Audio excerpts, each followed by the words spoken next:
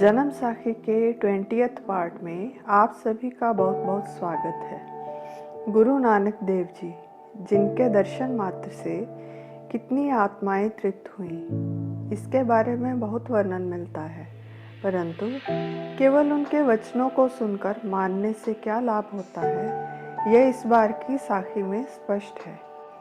एक बार एक चोर चोरी करके अपना गुजारा करता था।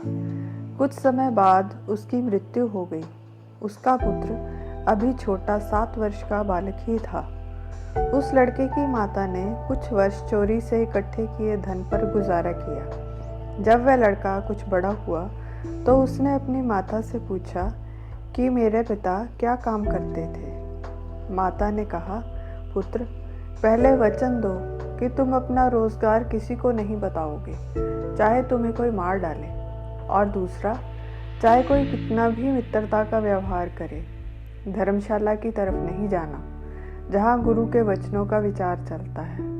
वहाँ का कोई शब्द नहीं सुनना। यह धर्मशाला हमारे घर के पीछे ही है, वहाँ से कभी गुजरना भी नहीं। इतनी बात पर लड़का मान गया और उसने अपनी माता को वचन दे दिया। माता ने फिर कहा, पुत्र सुनो, तुम्हारे पिता चोरी करते थे, सो तुम भी चोरी ही करोगे, परंतु अगर तुम कभी पकड़े गए तो कभी मत मानना कि तुम चोरी करते हो, चाहे तुम्हें मार ही डालें। इस पर वह लड़का मान गया और चोरी करके अपना गुजारा करने लगा। एक दिन उसने राजा के महल में चोरी कर दी। सुबह हुई तो राजा को चोरी के बारे में पता चला, परंतु यह न पता चला कि चोरी किसने की। तो राजा ने एक चालाक औरत को चोर का पता लगाने का काम सौंपा। राजा का हुक्म मानकर वह शहर में गली गली घूमने लगी।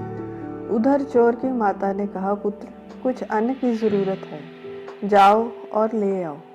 चोर लड़का गेहूं की एक बोरी चोरी करके घर की तरफ जाने लगा। जब घर के पास पहुंचा तो सामने से एक राजा का सैनिक आ रहा था। वह उसे देखकर लाचारी से घर के पीछे वाली धर्मशाला में चला गया। वहाँ उसने कानों में उंगलियां देकर कान बंद कर लिए ताकि वहाँ का कोई शब्द सुनाई न दे। वहाँ गुरु नानक देव जी के शब्दों पर विचार चल रहा था। अंदर जाते समय उसके पैरों में एक कांटा चुभ गया, जिसे निकालने के लिए उसे एक कान से उंगली हटानी पड़ी। वहाँ पर विचार चल रही थी कि जो परमेश्वर का भजन करते हैं वह देवताओं के समान होते हैं और देवताओं की कोई परछाई नहीं होती, ना ही वह पलक झपकते हैं।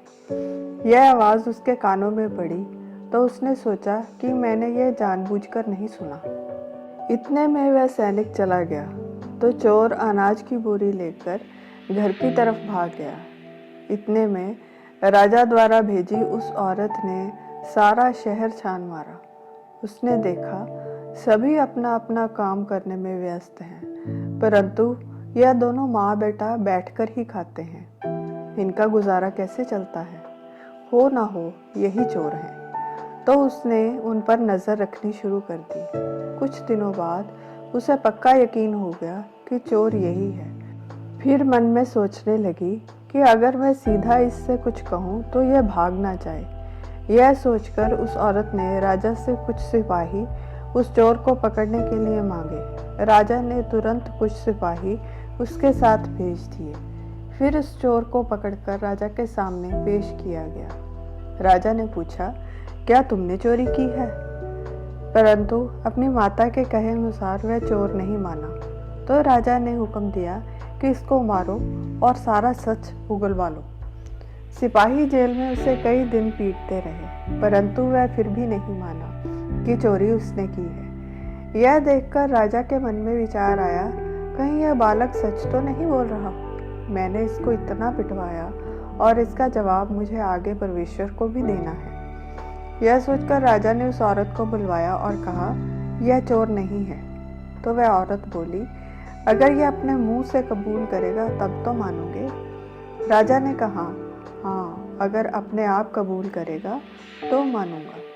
फिर वह औरत बोली, आप कल जब इसे पीटने के लिए निकालोगे तो इसे फांसी का हुक्म सुना देना, जिसे यह चोर भी सुन ले, और फिर हाथ पैर बांधकर कारावास में डाल देना।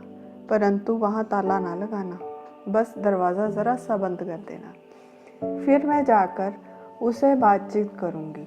बाहर खड़े सैनिक वह सारी बातचीत सुनकर लिखते जाएं।